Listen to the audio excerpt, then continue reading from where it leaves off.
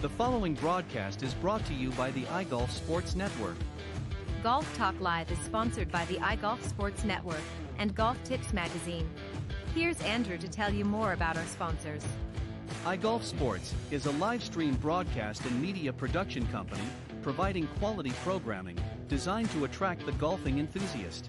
And Golf Tips, the game's most in-depth instruction magazine, including reviews on the latest equipment, tips from top teaching professionals, all designed to help you improve from tee to green.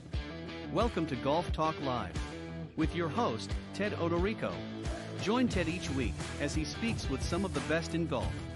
This week's special guest will join us a bit later.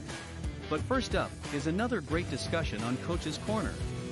So let's introduce tonight's Coach's Corner panel. Tonight, I'm really excited to have Whitney Crouse. He's the co-founder and CEO of Bobby Jones Links.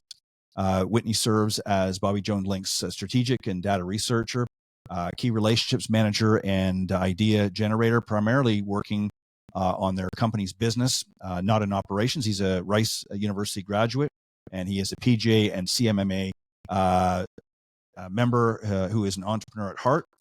He's also a former member of Merion Golf Club, where he joined as one of the youngest members of this historical club where Bobby Jones won the Grand Slam. Also joining him tonight is Joshua Deal. He is the GM of Bobby Jones Golf Course in Atlanta, Georgia, and he's responsible for many clubs, and he will strives to ensure that it performs as promised and to your expectations as a club owner.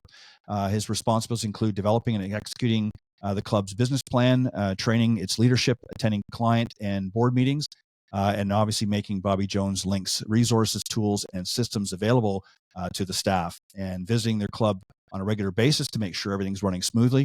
And he focuses on improving the member and guest experience, which is all too important. And he also currently serves as vice president of the Georgia PGA. So please welcome my very patient guests, Whitney Crouse and Joshua Deal. Just give us a little bit of a background of Bobby Jones Links, how that sort of came about, and what was the thought process when you were putting that together? Yeah, well, thanks for asking, Ted. This is our 25th anniversary of being in business. Steve and I started this company, 2 or 3 clubs in 2000.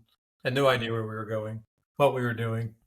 But like any entrepreneurs, we just charged forward. And we were Affinity Golf partners, and then we were Mosaic, and we added some clubs and lost some clubs. And then a wonderful thing happened in 2018, Ted. We got to help build the Bobby Jones Golf Course, which we're going to talk about in a little bit downtown. And I got to know the Jones family, and just off the cuff, I said, "You guys wouldn't mind licensing that name, would you?" And they said, "Sure, we love you guys." So off we went with a new Bobby Jones name, and it's made all the difference.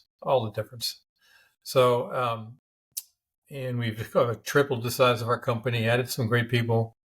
Mm-hmm. And here we are today having this great conversation with you, probably thanks to that special moment happening. Well, I appreciate it. And it's always interesting. One thing about this business that I find fascinating is, you can look back and see all of the traditions of somebody like a Bobby Jones, what he brought to the game and how he inspired so many people. And you hear people like Nicholas and Palmer and many others that of that generation that all reflect back to somebody like Bobby Jones and how he inspired them to rise to the level that they did. So it's amazing. And then, now you see future generations who have been impacted by somebody like a Jack Nicklaus or Palmer or Trevino or whoever. Yes. So it's sort of an ongoing domino effect. One domino happens and it's just, as generations go by, and we're seeing newer and younger players coming in on the thing. So let's talk about, as I understand, Golf Course of the Year. Tell us a little bit about that. Yeah, this is a special honor we got. And I'm going to let Josh answer that one. This is his course, and he's the one who worked so hard to do this. So how did that come about?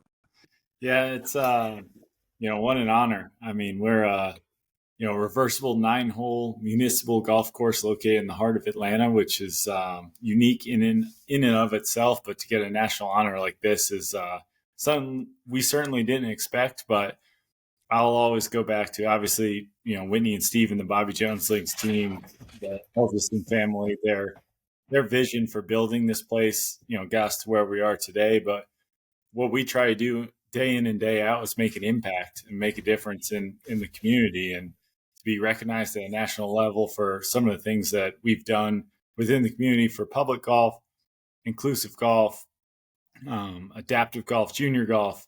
Mm-hmm. We wanted to offer a first-class experience for those that want to come and learn golf and see golf and can do it at a casual atmosphere. So for us, this is a great honor and something we couldn't have done without the whole Jones family behind us, and obviously Bobby Jones Links. So let me ask you a follow-up, Josh, if you don't mind, then, because obviously being part of, a big mission for what you're doing is to really be involved in the community, in your local community. So how does your course really differ, I guess, from a lot of other typical public courses? How is your experience that you're offering your local communities differ from what you typically would see? Absolutely. So, within the Atlanta market, I mean, there's a lot of, golf courses that have been around for a long time. I mean, even the old Bobby Jones before the renovation. I mean, there's so many stories of people that have come out and played that golf course and said, I played this with my grandfather, and it used to be $15 and wear a pair of jeans and, bring your six-pack. One of the goals of the foundation was really, again, I use that word first class, and I don't take it lightly. We offer an unbelievable product, something that you'd see at some of the finest private golf courses around. And we do it in an atmosphere that allows children to learn the game of golf. We've got the largest PGA Junior League program in the state of Georgia. We were number one in youth on course rounds, which allows golfers, young juniors, to come out for $5 a round and come play the game. So on the junior side, we're covered up. We've got adaptive golf programs with the Shepherd Center, which is located right near us. We don't have a dress code. We welcome anyone and everyone to come enjoy the game of golf. And I think the community has really embraced us, and we lean into that. And it's a fun place to work. It's a fun place to come visit. And we take each and every kind. And I think all of us can speak to our different versions of golf that we enjoy, but we've got something for everyone at our place. Let me just really quickly add something, and then Whitney, I have another question for you.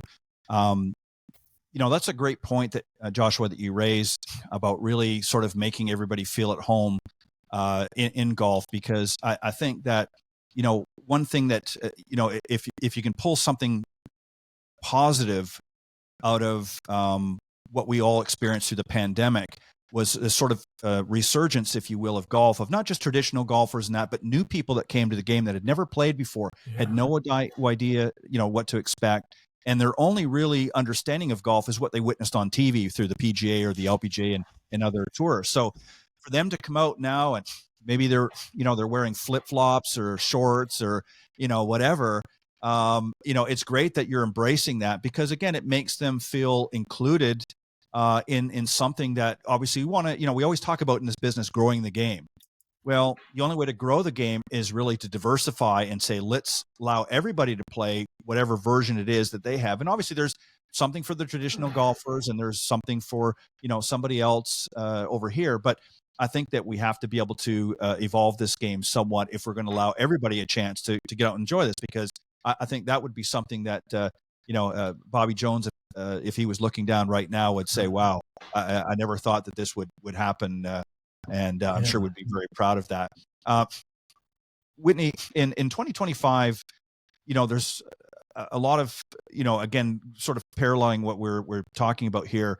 What do you think, in your mind, golf courses and clubs really be focused on to serving today's clientele? Because again, as I just pointed out, it's really changed from what it was, 30, 40 years ago. How should they focus? Because, if we're going to be honest about it, there's a lot that have struggled over the last, 10, 20, 30 years because they've refused to make adjustments or changes to their business model. So what do you think, in your opinion, from what you guys have experienced, what are you seeing the trends, and and what should they really be focusing on if we want to move this game forward? Well, that's a really interesting point, Ted, because the pandemic boost, which is still with us, really not a pandemic boost anymore. It's a sea change in golf. Yeah. Right. It's the young people finally discovered golf is cool. People are the work from home effect, technology. Yeah. And so we're having record rounds and record initiation fees and waiting lists in the industry, something we haven't seen in 20, 25 years. So what they should be doing, what it's enabled them to do is reinvest in their assets and catch up on so many of these deferred improvements. So, the renovation business has gone crazy. Their improvement dollars in the clubhouses. So they should really be teeing the club up for the future, because we'll have another cycle again. Sure. Sometime. But it's really neat to see for the first time clubs have had capital to do these things. And on the programming side, as Josh said, everybody should be doing something with junior golf, whether it's private, public, across the spectrum. We all have a vested interest. And that really seems to be a sentiment that's now percolating through all the very different varieties of golf courses. Yeah, and do you look at this as somewhat of a golden age, do you think, for private golf clubs? Or you're seeing that, they're having, I know years ago, a lot of clubs, some started to have sort of a semi-private, Yes. And that sort of thing. So they sort of dipped their toe in the sand, no pun intended for bunkers, but they were dipping their toe in the sand to try to experiment with that. So do you anticipate that this is something that you're going to see more and more a trend moving in order to sort of stay in the fray, that they're going to have to start making some other changes moving forward? Well, I think they are. They're adapting technology. They're reinvesting the assets. Our clubs, and I'm hearing all the time, whether clubs are thinking of adopting Top Tracer or TrackMan, some kind of entertainment or ball tracking system. The whole range experience has changed, so they're adapting that. They're adding more practice greens, more practice facilities. So that's really important as the game changes. But to your earlier point, for 20 years, since about 2001, it's been a real slog. And then 2008 happened. It was a double slog. Yeah. It was tough. And that's when a lot of clubs, I think we had 4,000 private clubs in the United States at that time, and maybe 1,000 of them went semi-private just to keep the doors open. And we did that. We worked for a lot of banks, and the combination of the daily fee revenue and the membership revenue. And now a lot of those clubs are flourishing. So going back to private. Will it continue? I think so. I think there's really there's a vibe out there amongst all golfers, particularly young people, about how they feel the game, and I haven't felt in years. Now, we're still subject to factors we can't control: the economy, tariffs, whatever the crazy world is going on out there. But, I'm pretty well. Let me put it this way: David Pillsbury, who, as you know, is the CEO of Invited, I was at a conference with him last year, and he got up and said to the group when we were talking about this health and boom in golf, he said, boy, I would love to be 20 years older than you guys in the room, because we slogged it out for years, but I think this is going to be a very exciting time. Oh, yeah. I agree. I think with the onset of technology and just everything that's going on in the golfing world. And, it's interesting because, over the years, I've interviewed a number of younger, obviously you can tell by my gray hair, I'm getting long in the tooth. So when I look at some of the enthusiasm, it's not just about the playing, but how they can make the experience. I've seen people come in with technology, whether it's an app or whatever, and they're saying, I want to do something to make this experience better. And they're creative. They've sort of gotten the creative juices flowing in some of this younger generation. And it's not just all about the technology, the rangefinders and all that stuff is great.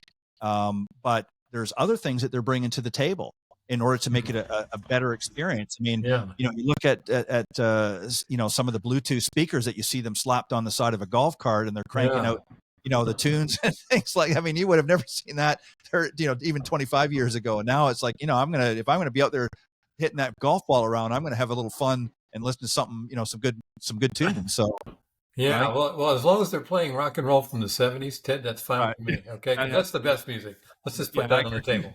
Okay. Yeah, I agree. Joshua, let me come back to you real quick. You mentioned earlier, about some changes to the course and that. So obviously there was some renovations and sort of a re-energizing of the golf course. What had to happen to be able to do that and to help bring everything together? So what was some of the changes that were made, and maybe you can expand a little bit on that. Yeah, I mean, Whitney was a part of it from day one, so I'll let him fill in behind me. But really, I think the vision at first was, there was a golf course that had been around a long time that had bestowed a name like Bobby Jones in Atlanta. And, it had kind of gone into disarray and disrepair. And, it had served its purpose. And, the thought was, can we just give this a little TLC and turn it into something that's a little bit more fitting of the name? So from that, as we have all learned through renovations and projects of that, it went from city owned to state owned, and there was land swaps, and started with, we're going to use the old clubhouse, to now our 25,000 square foot clubhouse that's home of the Georgia PGA and the Georgia State Golf Association. There was 18 holes, and then it was 9 holes, and then there's a big range. So it was quite a process that Whitney knows eminently well. But really, I mean, it was a full blank slate project from where they started to where we are now. And, now we're a 9-hole reversible golf course. So we have 2 distinct 9s that was designed originally by Bob Cupp and then finished off by his son. And we play alternating routes each and every other day, Magnolia, then Azalea. As I said, we're home to those 2 associations that both serve the club professional as well as amateur golf in Georgia. A booming restaurant, the busiest driving range in Georgia. And I don't think if you asked Whitney or any of our board or even the Jones family at the time when they first came up with this idea, over 10 years ago, that what we look at today would be anything like what they imagined on day one. But filling the gaps there. Right. Yeah. Oh, well, what was? Yeah. What would you like to add? Go ahead. Well, it's just such a great story, Ted. And there's so many people that were involved. We're lucky enough to be the spokesman for you today to talk about this, but there were hundreds of people involved. And the course had fallen really on hard times. It was awful. It was the busiest golf course in Georgia for years. Mm-hmm. But the city wouldn't let American Golf reinvest in it by raising the rates. And they finally took their ball, tent, and went home. Their ball went home, pulled the tent, and Jones' family stepped in. So they had to start completely from scratch, which was a blessing. So what's there now, there is nothing left of what was there for years. And that club used to play 60,000 rounds a year, and complete scrape, complete new clubhouse. Everything about it is brand new. And then also, to add to some of the things Josh said, it has some features. It's an innovation lab. Now, that's kind of a trite thing to say, but we've got, I don't know if you knew out there, but we really don't have any defined teeing areas. Right. We have the long leaf system, the 8 to 1 to however long you want to play it, but there's just a number there. Unless it's a tournament, you can go anywhere out in that tee, and you and your buddies and tee off, just like in the old days in Scotland. Right. Very, very unique. It just people like, what? We have we have a Himalayas putting green. We have the Georgia Golf Hall of Fame, and maybe the most important thing is nonprofit. So, every donor, from the largest of Coca-Cola to many of the corporations, many of the Atlantans, donated almost $36 million unrestricted to do one thing, something good for the community. Yeah. And for golf in Atlanta. And that's succeeded wildly beyond everybody's imagination because of all these different components. I think, Josh, now what do we have? Going over 6,000 different kids in our junior program now? Wow. Yeah, the junior program has flourished, as I said. I mean, PGA Junior League's one component of it. Between summer camps and after school, I mean, it's very rare at a public golf course you would see our Grand Slam Academy. We have 7 full-time instructors. And while private lessons is a small bunch of that, whether it's PGA Hope or PGA Junior League or ladies clinics or, get ready golf type clinics, they are all day long growing out there and actually promoting the game. And the coolest thing about that is, oftentimes on the private lesson side, of course, these are people that just happen to maybe live close, but are a member at a private club and they develop a relationship. But what we're seeing is, based on the fact that we're right there in the city, this is the place that people want to drop their kids off, right? And then they come to their program once or twice and then become friends, and they join junior league and they do family cup and they grow on through our program. So you couple that with things like PGA Hope and adaptive golf. We were home with the inaugural GSGA Adaptive Open at our golf course because some of the innovative designs that were put in by Mr. Cup. So again, I go all the way back to the beginning. Of course, we work really hard to provide a first-class product. The golf course and amenities are great, and they're new and they're in great shape, and our team does a great job maintaining them. However, that's only half the battle. The experience and being able to welcome everybody in the community in with open arms. And to your point earlier of how do we stay up with this new and younger time? I mean, we don't have a dress code. There's music playing on the range. There's, my head golf professionals, she has joggers on. I don't wear joggers, but she can wear joggers. And we understand, Mr. Crouse and Mr. Deal might want to be meted one way, but we'll meet you where you are. And if you're a younger crowd, we're going to say, good morning. Great for coming out to Bobby Jones. Can't wait to see you. Go make some birdies today. We can give service in our own unique way. Right. And I think what's really, interesting about that is, again, obviously the diversity, but there's been I think certainly in my opinion, and I'm sure there's many that agree, but, kind of a change.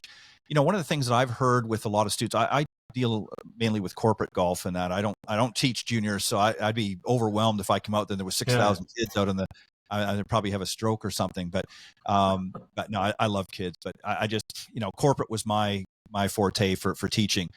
And, one of the things that a lot of them have said to me too is, I just don't have 4.5 hours any longer. And, I'm looking for alternatives. And I remember growing up, and I'm sure you guys remember this, you used to have what we would call like an executive style course where it was, pretty much all par 3, maybe a par 4 or 2 in there, but it was very short. And that's what I grew up on, and until I could get on to the bigger courses and that. So guys, and I'll start with you, Joshua, and then, Whitney, you can jump in, or if you want to go the other way, it's up to you. But do you see this as somewhat of a prototype for other courses, popping up maybe around? Like, is this something that you're going to start to see more and more happening around, not just obviously in your neck of the woods, but other parts of the country where they're going to say, hey, we maybe need to, and that's not to say we're going to do away with what's traditional out there or what's already out there, but maybe we need to also provide some product that's going to meet different needs that are maybe haven't been met for many years. What are your thoughts? And whoever wants to go first, Whitney, if you want to start it off, that's fine, or Joshua. No, I'll wait. Maybe you can talk to the trend that's been sparked from here, but I'll tell you what we've learned. I'm a golf nut. I'm a PGA professional. I love tournament golf. I've been blessed to come play some of the nicest places around town, and I love that. There's a place and space for every part of golf, which makes it great. But to your point, I think the pandemic changed a lot of things, and not only introducing new people, but also Whitney mentioned work from home and those types of changes that came along. And what we realized is, probably 90% of our rounds are still currently 9 holes. I say that to say you can, of course, play 18 holes. Maybe you play it, with the 11 o'clock and the 1 o'clock tee time back to back, and you play some different tees. But what we realized is people enjoy getting out there, getting some fresh air. We're a very walkable golf course. So maybe in 2 hours, they get out there and get their golf fix. And at our facility, specifically between the driving range that has TrackMan technology, we have a 5-hole short course, we have a putting course, and then we've got Boone's Restaurant, which is, first class Atlanta dining. People are still spending maybe 4 or 5 hours on property. Sure. But in that amount of time, they are getting some practice in, playing 9 holes, having a burger and beer with some friends, and then maybe doing the putting course on the way out. So if they have time, they're still spending it here. But if they're like me and they've got 2 kids under 10 years old, heck, if I can get out there and kids, correct. Thank you, It's Sunday morning, and I said to my wife, "Hey, I'm going to go play golf, and I can jet out at 7:30 and tell her I can be back at 10 a.m. to start the laundry and dishes." man, that goes a long way versus Oh the yeah. 6-hour round that we all understand and enjoy. And, that's part of golf too, but we offer just a little different angle. And especially I think Friday afternoons to actually get out and play a nice golf course for 9 holes, it's a game changer. But I know this is something that we kind of stumbled upon with the pandemic, and there was a lot of foresight to it, but I think it's something that is matriculated throughout the industry, which Whit, I know you know far more than I could talk about. Well, but speaking of kids, you can tell Josh has kids, Ted. He's coming from the closet somewhere in his house. He's probably locked the door and told everybody not to bother him. So to the bag room of one of our clubs, the trend. So the trend is I think your listeners would want to hear, which is really happening. And it's just not us, but Bobby Jones was one of the first to this, what I call this give back to the community, this nonprofit, wealthy individuals, companies, doing something good for the community. So it was such a success, and we're seeing others. There are others you've probably talked to about on your podcast. Yeah. Clark being one in Palm Beach. Mm-hmm. There's one under a club that I played junior golfing called Cobbs Creek in Philadelphia, an old Hugh Wilson design. Oh, wow. It fell in hard times, just like Bobby Jones, and the Merion guys are putting $200 million into that with Gil Hanse and Tiger Woods. A give back to the community, nonprofit. We are doing 3 others, believe it or not. And this sounds self-promoting, but the message is this: we're going to see more of this, and that was to answer your question. We're doing one in Naples for a very wealthy gentleman who's spending millions to do a 9-hole course, a new first tee facility, great restaurant, high-tech driving range, give back to the community, nonprofit, all kinds of programs. We've got one called John A. White here in Atlanta, which is an old distressed 9-hole golf course the city owns. They saw what happened at Bobby Jones. The mayor came over and said, I want to do this over here. And so now we're helping them build a $30 million clubhouse and do that. Wow. And then finally, we fortunately recently been hired by Augusta National to help them with the patch, which is as the chairman announced last year, their version of Bobby Jones, in the sense that they're going to completely redo this historic municipal course because the city can't afford to. Make it nice. The highest rate will be $50. Oh, wow. So it's all these community efforts. You're going to see more of these. I'm hoping more people are listening, but it's a trend. I think it's caught on because, again, a lot of these, particularly municipal facilities, these old historic courses, they can't afford to do this. But when you put the community give back, let's do something good for everybody, the donors show up. It's really neat. Yeah, and to go to what Joshua, what you were saying earlier is, people are staying on the property. They still might be on the property for 4 hours, but it's not all out in the golf course. Maybe they're in the restaurant, or they're over in the putting area or something like that. They're doing other activities. One of the things I mentioned earlier about some of the younger generation that I've spoken to that have developed these, whether it be an app or what have you, they said one of the things that they wanted to be able to do was they didn't necessarily have time. They didn't want to maybe necessarily join a club or what have you, for whatever reason, whether it was monetary or otherwise. But they wanted to be able to get fairly quick access to somewhere that if they had a couple of hours that they could just pop in and play 9 holes, something like that was reasonably priced and that they could afford and do that. And I think you have to be able to do that because, I love, as you do, Joshua, and Whitney, I know you do, we love this game. We've been around this game, I'm sure, all of us for many years. But at the same time, we also recognize that with today's world, there's a lot of other activities that we want to be a part of, grandchildren, children, whatever the case may be, and just other things, other activities. And to invest 4 or even 5 hours in some cases to a round of golf is not always, I'm not saying it's never going to happen, but you can't do that every week like we used to, growing up. First off, the population won't let you because there's too many people playing the game, but so you have to have some other products out there. And I really like what you guys are doing with that. And I love the fact that the community is being part of it. It's not just, hey, we're developing this and, come over here and play on our golf course. we want the community to be involved and interact with it, so it's something that they can be proud of, as well as not only you guys, but as you said, there's hundreds of people involved in the process. So, I think I kind of have an understanding, but Whitney, maybe you could expand a little bit. What's kind of the difference between your approach, the Bobby Jones Links approach to golf management, compared to maybe what people might be used to? You've already talked about it, but maybe you could expand a little bit more. That's a great question. Well, one is the name on our door, to have Bobby Jones. Yeah. What he represents. So, when we tell people about him, our associates, our clients, they don't really know the full history of how remarkable the guy was. And one of the things we like is his name's going to come up every year at the Masters. Yeah.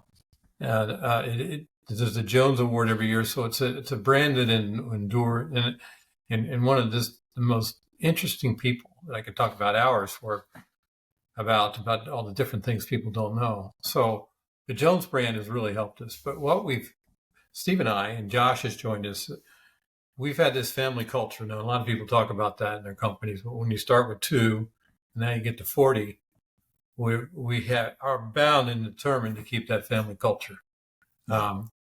As we grow, and so far so good, we have some great friends that have the big companies. I mean, we're all friends in the industry. Sure. But when you're driven by private equity and you have these big portfolios, we can compete against that. Yeah. We can say, listen, we can be there more. We have more time to spend with your people. We have this culture. In fact, when we became Bobby Jones, to figure out how to do this, we went to the Ritz and Chick-fil-A. And through one person, a guy named Ryan Magnan, who had worked at both and now still works at Chick-fil-A, spent a lot of time and money with them. How do you create a culture that's sustainable of great service like Chick-fil-A? Sure. Right? I mean, I hope most of your listeners know Chick-fil-A. Oh, you can walk in there and a 16-year-old girl with pimples on her face is going to say, my pleasure. Dad, how can I help you? Their culture is amazing. And so, and that's the same labor pool we have. Card attendants, servers. So it showed it could be done. So we went to them. So we're working all the time on this through our leadership center and our 17 service standards. We have a huddle every day at every club and every department. We have a huddle in our main office at every 9:15. Everybody's on the Zoom camera if you're out of town, to work on that culture, so that when we get to the client, we bring a little different feel and a little different caring to it. And that's extremely important, I think. And that comes to the question I have for you, Joshua, is what's the most satisfying part of working at the property for you? What's it like working with the people? And I mean, obviously Whitney's alluded to some of it here, but for you personally, what's it like for you? Well, that's a great question. I think Whitney said it very well there, but the tone is set at the top. Bobby Jones Links, our tagline is, we make a difference, right? So if that's kind of your North Star, as a company, then you go to the facility and you find your uniques and try to understand what that means for you. And for us, it's very simple. We make a difference in our community every day. We're Chick-fil-A. We're the great chicken sandwich. We have great greens and facility, but how do we do service our way? How do we do my pleasure our way? And for us, I preach it all the time to our team. I was like, we want to have a first-class product. We want to give first-class service, and we want to have the most fun doing it. And I think that's the culture that we've built, that our team, we all love coming to work every day because we are truly making a difference, whether it's giving a junior lesson, whether it's getting somebody out on the golf course for the first time with youth on course, whether it's just serving the guest or serving each other. I'm a big community person. I'm an extrovert. I want to be surrounded with my friends, and we've built a team of friends. I thrive in that. And I think our entire team has started to understand that we serve the guest and we serve each other. And if we do that, man, we're going to have a ball doing it. So, to me, every day it's not going to work. It's, we're going to hang out with friends and meet new friends, which is a great environment. Yeah. And I think when you enjoy, no matter what you do, but obviously, we happen to be talking about golf here, but when you enjoy what you're doing, it's really not a job. It's, you know what I mean? And I know that sounds very cliche and we hear that all the time thrown out there, but the truth of the matter is when you have a passion about something, and you love coming to work every day, even if you're tired and the kids have kept you up all night, or the grandkids, or whatever the case is, and you're thinking, I don't know if I can make it in today, but then you remember, hey, I've got a great team surrounding me. I know that they'll help prop me up through the day when I get a little sleepy or a little groggy, and I know we're going to have a lot of fun, and we're going to help this client, or we're going to help these people over here. Then suddenly your concerns and your issues of the day kind of fall by the wayside. And that, again, is a testament to a very well run organization. And I think, for any company to be successful, it's obviously, you have to have a good balance sheet, and you have to have all these things. But the truth of the matter is, it's the people that make the company. And if it's all, if all oars are rowing in the right direction, all of those other things, all those bottom lines, all of those numbers fall into place very easily. And it sounds like you guys are doing that at Bobby Jones Links. Oh, well, thank you. Thank you. Well, the three of us on this call have something in common with all your listeners too. But those of us in the business, we're here because we love golf. Oh yeah. I mean, since I'm sure probably with you and Josh, it's been part of our DNA since we were teenagers. Yeah. Or earlier. Oh yeah. And starting as a junior golfer and as a caddy, and then I worked in accounting and went to an office building every day in a coat and tie. And I said, "Are you kidding? I can't do this." So I left that. And became a car attendant on Hilton Head. It's the most fun I ever had. And I am so blessed. Nothing's easy, right? Business is tough in any industry. But to get up in the morning and be in the golf business, really, I don't think that's a cliche. I think that for most of us, it's a blessing. Yeah, it really is. It's an interesting business, and you make a lot of great friends, throughout the golf in variety of different capacities, not just PGA fellow PGA pros or things, or other business associates and that. But there's nothing. It's very difficult to describe, and if you try to describe it, golf, to somebody that has never played, really, again, their only introduction is what they see on TV. And my sister, who's unfortunately no longer with us, but she was one of those early on that I just don't get it, chasing that little white ball around.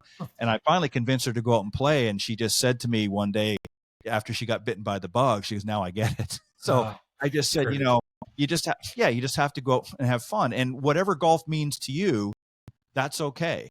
It might mean something different to me, but that's okay. Just get out and have fun. But yeah, when you can go in every day and enjoy your job and enjoy helping and serving your community and making them feel a part of it, that's the real, the success. And that's why Chick-fil-A, as you guys have mentioned, is very successful. It's not just about selling chicken and milkshakes, which unfortunately I've had too many of them over the years. But it's the community atmosphere inside those organizations. You go in there and the people are excited to work there. They're very helpful, and yeah, they're a great location and all over the United States and so forth. But it's just all about the community and sense of belonging together, and doing something to help other people.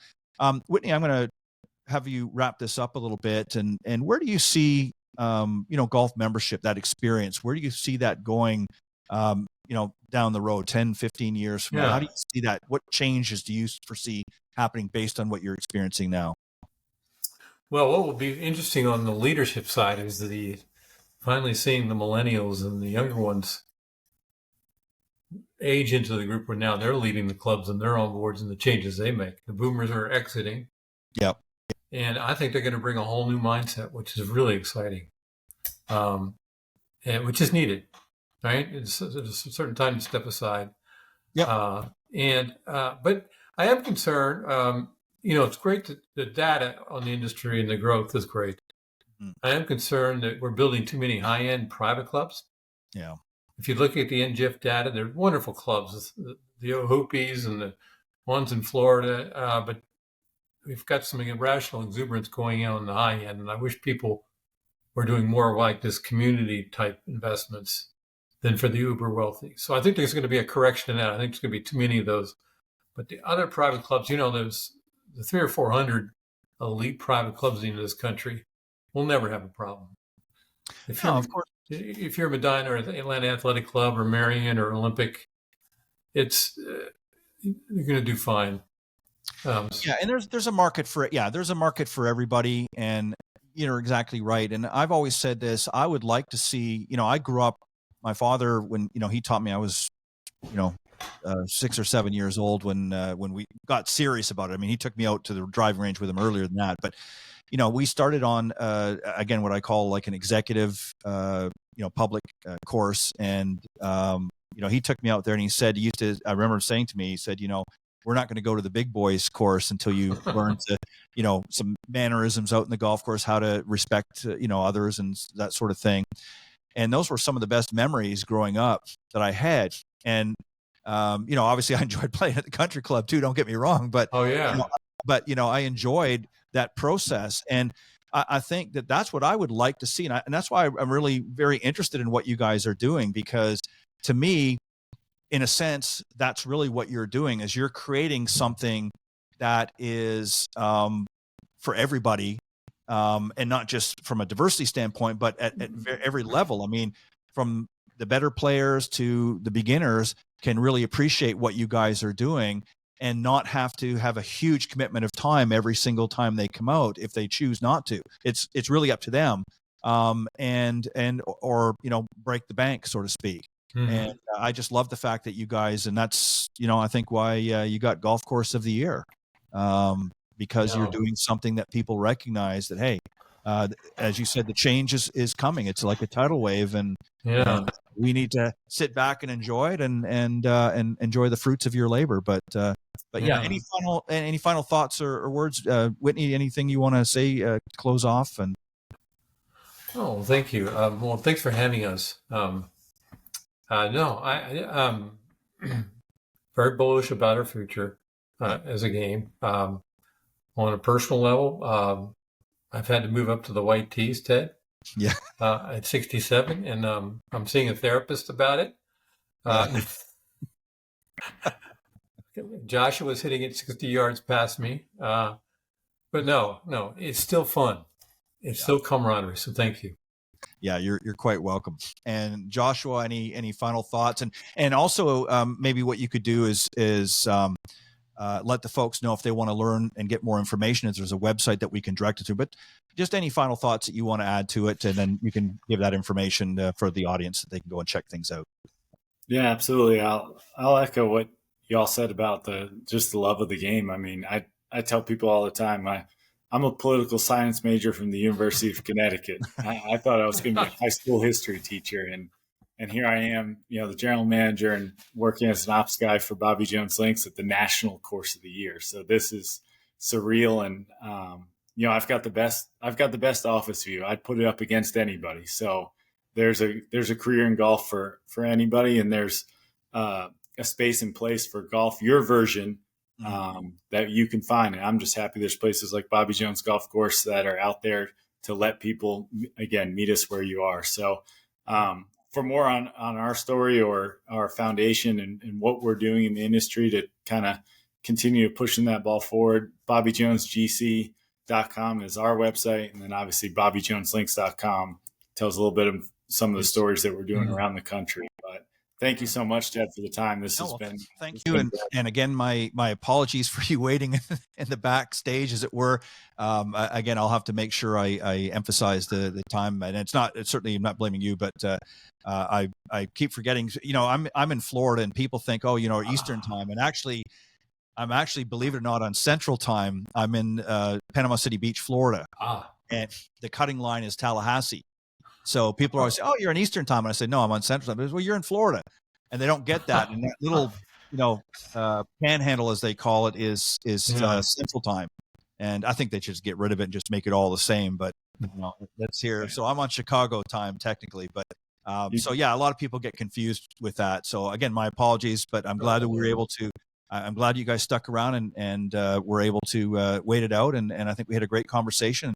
And let the audience get to hear a little bit from both of you on a great organization and a great golf course out in the Atlanta area. So I'm going to make a point of coming out and visiting you, Josh. And I'm not coming on the day when there's 6,000 kids out there, though. I got to concentrate. I'm like you, Whitney. I got to concentrate on my game, and I need I can't have any distractions. So, but thank you very much. Much continued success. Congratulations again on being recognized. Well deserved. And thank you for sharing some insight into your organization. I appreciate it. Thank you, Ted. All right, you guys take care, and okay. And much continued success this season. We'll see you again. Okay. Thank you. You too. Bye-bye. Yeah. So let me just, as we were just getting ready to wrap up in that. So let me just wrap up. There was a slight technical issue a little bit earlier on in the broadcast, and I apologize, but for some reason, the earlier part of tonight's broadcast didn't make it all the way.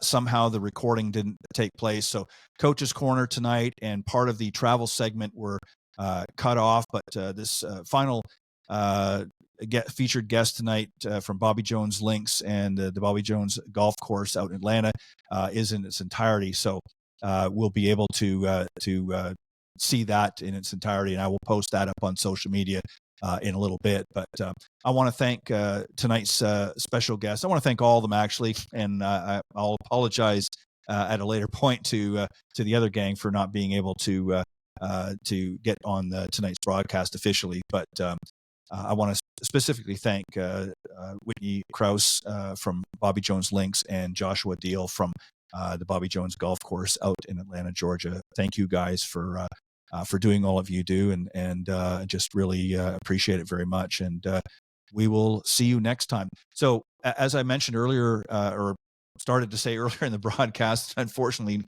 you guys probably didn't be able to pick it up, but we're on a new platform, riverside.fm, and we're going to be pushing it out to the YouTube channel and also the iGolf Sports YouTube channel, and also onto Spotify. You'll be able to get the video version of this podcast, Golf Talk Live. And also the audio recorded version will be uploaded to Spreaker.com, and obviously will be played out in all of the other audio podcast areas. But wherever you're listening to podcasts, whether it be iTunes and Spreaker, as I mentioned, all of the previously aired podcasts for Golf Talk Live, we're in season 13 now, and all the archives were moved to Spreaker.com. So you can go there, search Golf Talk Live, and also my other broadcast that I do with Cindy Miller, who is an LPGA professional, on Tuesday mornings, the Women of Golf. You can also get them there on Spreaker.com. So you can just either check and type in Women of Golf or Golf Talk Live, and that will take you to the archive section, and the most recent episodes will be uploaded as well. And you'll see them right there at the top. So go to the iGolf Sports YouTube channel, and then also go to Spotify to get the video version of Golf Talk Live and the Women of Golf. But I want to thank everybody, that special guests, and all of you for tuning in each and every week. I'm really, really excited about season 13, and had a few glitches in the starting off with the first two shows, but we'll get it worked out. But I really want to appreciate and say thank you to all of you for tuning in and being so supportive over the years. And on that note, I will see you next week right here on Golf Talk Live. God bless everybody, and have a great weekend.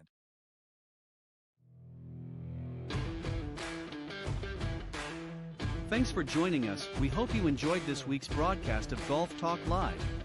We'd like to thank this week's Coach's Corner panel, and a special thank you to tonight's guest. Remember to join Ted every Thursday from 6 to 8 p.m. Central on Golf Talk Live. And be sure to follow Ted on Facebook, Twitter, and Instagram. If you're interested in being a guest on Golf Talk Live, send Ted an email at ted.golftalklive@gmail.com. This has been a production of the iGolf Sports Network.